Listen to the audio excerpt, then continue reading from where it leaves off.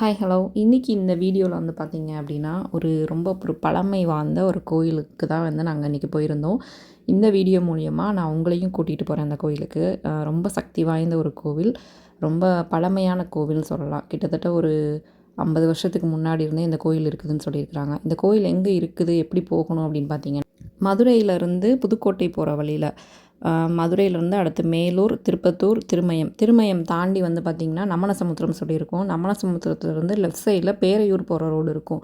அந்த பேரையூர் போகிற கட்டில் திரும்பினீங்க அப்படின்னா இந்த மாதிரி ஒரு 4 வே ஹைவே ஒன்று வரும். இந்த ஹைவேவை தாண்டி ஸ்ட்ரைட்டாக போகணும். ஸ்ட்ரைட்டாக போனோம் அப்படின்னம்னா பேரையூர் சொல்லிட்டு போர்டு போட்டிருப்பாங்க.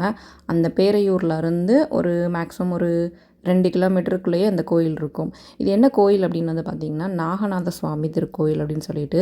என்ன இங்கே ஸ்பெஷல் அப்படின்னா, நிறைய பேர் வந்துட்டு ரொம்ப நாளாக கல்யாணம் ஆகாதவங்களுக்கு, குழந்த இல்லாமல் இருக்கிறவங்களுக்கு, ராகு கேது தோஷத்துக்கு இருக்கிறவங்களுக்கு எல்லாத்துக்குமே வந்து இந்த கோயில் வந்து ரொம்ப சிறப்பான ஒரு இடம்னு சொல்லலாம். இங்கே பரிகாரம்லாம் பண்ணணுமா அப்படின்னா பரிகாரம் பண்ண வேண்டியதில்லை. போனோம்னா ஒரு 3 செட்டுக்கு தேங்காய் பழம் எல்லாமே கொடுப்பாங்க. 3 சன்னதி இருக்கும். உள்ளேயே வந்துட்டு போயிட்டு நம்ம கோயிலில் உள்ளே போயிட்டு சாமியெல்லாம் கும்பிட்டுட்டு அங்கே என்ன சொல்கிறாங்களோ அதுக்கு ஏற்ற மாதிரி நம்ம பண்ணிக்கலாம். பெருசாக செலவு பண்ணி பரிகாரம் பண்ணணும், ஜோசியம் பார்த்தேன், ஜாதகம் பார்த்தேன், நிறைய பரிகாரம் சொல்கிறாங்க அப்படின்ற மாதிரி கிடையாது. இந்த கோயிலுக்கு போயிட்டு வந்தோம் அப்படின்னாலே ரொம்பவே ஒரு நல்லது நடக்கும். இந்த கோயிலை பாருங்கள், ரொம்ப ஒரு பழமையான ஒரு கோவில். எதிர்த்தாப்புல வந்து பார்த்திங்கன்னா இந்த மாதிரி தாமரை குளம் இருக்கும். தாமரை குளத்துக்கு ஆப்போசிட்டில் தான் கோயிலுடைய சன்னதி இருக்கிற மாதிரி இருக்கும். இந்த கோயிலை சுற்றி இருக்கிற சிவர்களை எல்லாம் பாருங்களேன், நிறைய நாகராஜர் சிலைகள் இருப்பாங்க. கோயிலுக்குள்ளேயும் இருக்கும். கோயில் வெளியில் இருக்கிற செவத்தை சுற்றி வச்சுருப்பாங்க. இது எல்லாமே ஒவ்வொருத்தரும் வேண்டிக்கிட்டு அந்த வேண்டுதல் நிறைவேறினதுக்கு அப்புறமா கோயிலுக்காக வாங்கி கொடுக்குற ஒரு விஷயம். இது வந்துட்டு ஃபுல்லாகவே கோயில் ஃபுல்லாகவே இருக்கும். இந்த கோயில்களில் இன்னொரு ரொம்ப அற்புதமான ஒரு விஷயம், பார்த்த உடனே ஆச்சரியத்தை உருவாக்கின ஒரு விஷயம் என்ன அப்படின்றத நான் கண்டிப்பாக காமிக்கிறேன். கோயிலுக்குள்ளே போனதுமே உங்களுக்கு ரைட் சைடில் அந்த விஷயம் ரொம்ப அபூர்வமாக இருக்கும்.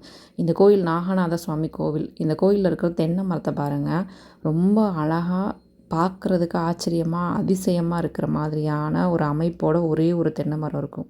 பார்த்தீங்களா? இதிலேயே தெரிஞ்சிருக்கும் இந்த கோயில் எவ்வளோ சக்தி வாய்ந்த கோயில், எவ்வளோ ஒரு பழமையான ஒரு ரொம்ப வருஷமாக ரொம்ப இயங்கிட்டுருக்கிற ஒரு கோயில். இந்த கோயிலுக்கு நாங்கள் ரீசெண்டாக இப்போ போயிட்டு வந்திருந்தோம். ரொம்ப நாளாக போகணும்னு சொல்லிகிட்டே ஒரு வேண்டுதல் இருந்தது. அதனால் இப்போ போயிட்டு வந்திருக்கோம். கண்டிப்பாக நல்லதே நடக்கும் அப்படின்ற ஒரு நம்பிக்கையோடு திரும்ப வந்திருக்கோம். வேண்டுதல் நிறைவேறினதுக்கப்புறமா மறுபடியும் போகணும். இந்த கோயிலுக்கு உங்களுக்கு ஒரு ராகு கேது தோஷம் பரிகாரத்துக்கு ஏதாவது பண்ணணும் அப்படின்னு நினச்சிட்டு இருக்கீங்க அப்படின்னா கண்டிப்பாக போயிட்டு வாங்க. லொக்கேஷன் தேவைப்படுதுன்னா கமெண்ட் பண்ணுங்கள்.